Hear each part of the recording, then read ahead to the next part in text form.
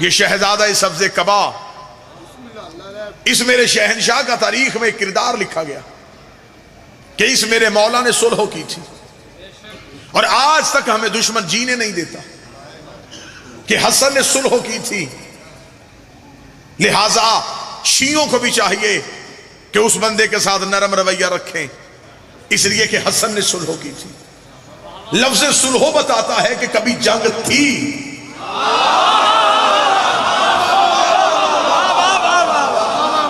کبھی دوستی میں تو صلح نہیں ہوئی، صلح ہمیشہ دشمنی پہ ہوتی۔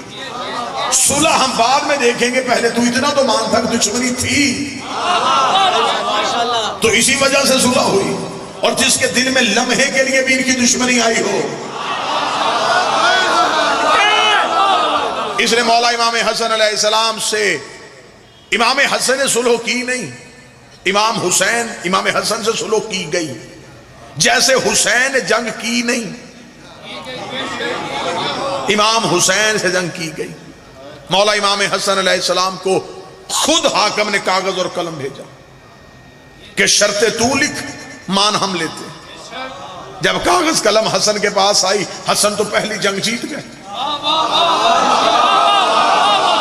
جو جاگ رہا ہے اس کو تو میں ضامن نہیں ہوں۔ جو ہی کاغذ قلم حسن کے ہاتھ پہ آیا، حسن نے کاغذ قلم لے کے نانا کی قبر کی طرف دیکھا، دیکھ نانا تیرا بیٹا جنگ جیت گیا ہے، یہ وہی نہیں جن سے تو نے مانگا تھا اور انکار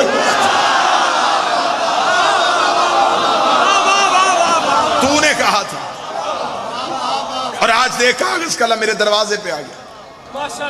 امام حسن علیہ السلام نے جو صلح کی پہلی شرط لکھی، لاہور میں پہلی شرط پڑھنے لگا، یہ شرط نہیں تھی، یہ حسن کے لڑنے کا طریقہ تھا۔ امام حسن نے تلوار نہیں اٹھائی، قلم کے ساتھ جنگ کی، اتنا گہرا زخم دیا ملوکیت کو کہ آج تک ملوکیت حسن کا دیا ہوا زخم بھر نہیں رہی۔ کیا زخم دیا؟ امام حسن نے پہلی شرط کیا لکھی؟ جو نوجوان بچے بیٹھے، امام حسن کا پہلی شرط، آج کے بعد حاکم سنت قرآن و سنت پہ عمل کرے گا۔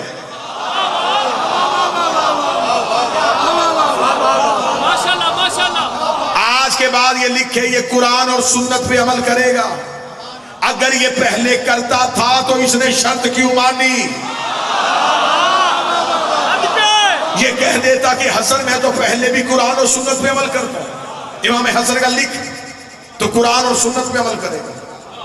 قریب بیٹھا ہوا تھا اس کا مشیر، اور مشیر بھی اس کے ایسے ہی ہوتے تھے کہ جنگ صفین میں اس نے اپنے خیمے میں بیٹھ کے عمر بن عاص سے شرط لگا لی تھی۔ یزید کے باپ نے کہا کہ زیادہ میں ذہین ہوں، عمر بن عاص نے کہا زیادہ ذہین میں ہوں۔ اس نے کہا تیرا مشورہ نہ بھی ہو تو میں حکومت چلا سکتا ہوں۔ اس نے کہا تو میرے مشورے کے بغیر حکومت نہیں چلا سکتا۔ تاریخ کہتی ہے کہ دونوں میں شرط ہو گئی کہ ذہین زیادہ کون ہے۔ عمر بن عاص نے کہا چل میں تجھے ایک بات بتاتا ہوں، کان میرے قریب کر۔ اس نے کان قریب کیا، اس نے کہا تجھ جیسا بے وقوف کون ہوگا، خیمے میں تیرے میرے سوا ہے کوئی نہیں۔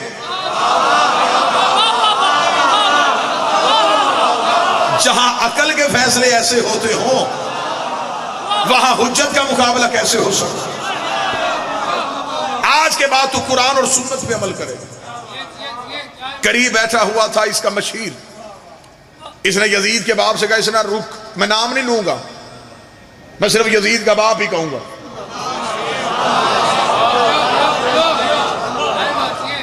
سائیکل چور کو بھی پولیس والے پکڑ لیں تو کان سے پکڑ کے پہلا سوال کرتے ہیں کس کا بیٹا ہے؟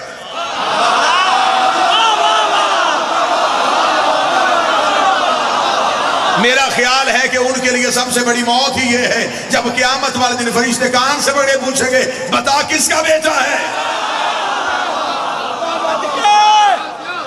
آج کے بعد تو قرآن اور سنت پہ عمل کرے گا۔ عمر نے کہا ایک شرط تو بھی لکھوا دے، میں ہسٹری آپ کے سامنے پڑھ رہا ہوں۔ اس نے کہا ایک شرط حسن تو نے لکھی، ایک ہم لکھوائیں گے۔ امام حسن نے مسکرا کر لکھوا، اس کا لکھ شرط کہ صرف قرآن اور سنت پہ عمل نہیں ہوگا، سیرت شیخین پہ بھی عمل ہوگا۔ سیرت شیخین جو پہلی خلافتوں کا دور گزرا تھا ان پہ بھی عمل ہوگا۔ یہ شرط کہنی تھی، امام حسن کے چہرے پہ مسکراہٹ آئی۔ اس نے کہا حسن ہم نے تیری شرط مانی تو ہماری شرط کیوں نہیں مان رہا؟ امام حسن نے کہا لکھ دوں؟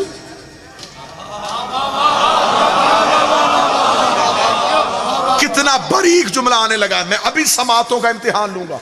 کون بندہ ہے جو ذہنی طور پہ مجلس میں بیٹھا؟ مخدوم ناصر شاہ جی امام حسن نے کہا لکھ دوں شرط؟ اس نے کہا لکھ، میں لکھوا رہا ہوں کہ ان کی سیرت پہ بھی عمل ہوگا.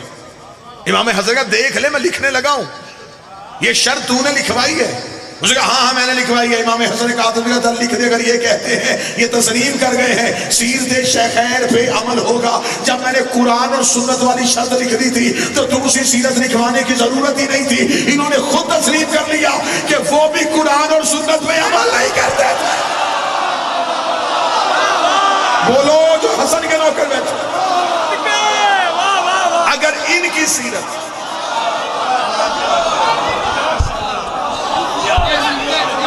اگر ان کی سیرت قرآن اور سنت کے مطابق تھی تو علیحدہ شرط لکھوانے کی ضرورت ہی نہیں. حاکم کے چہرے پہ موت کا پسینہ آیا. امام حسن نے کہا میری باری ہے، اگلی شرط میں لکھواؤں گا. حسن نے کہا پھر اس شرط کے بعد میں کوئی شرط نہیں لکھواؤں گا. حاکم نے کہا لکھوا، آخری شرط کون سی لکھوانا چاہتا ہے؟ امام حسن کے چہرے پہ علی والا جلال آیا. فرمایا تیسری شرط لکھنے کا تخت تاج چاہیے نا، اٹھاؤ تخت اور تاج.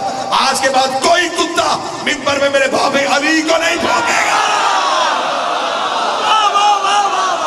اٹھاؤ لے جاؤ اپنی حکومت. آج کے بعد کوئی بھی میرے باب علی کو نہیں بھونکے. نماز جمعہ کے خطبوں میں میرے مالک علی کے خلاف بکواس کی جاتی تھی.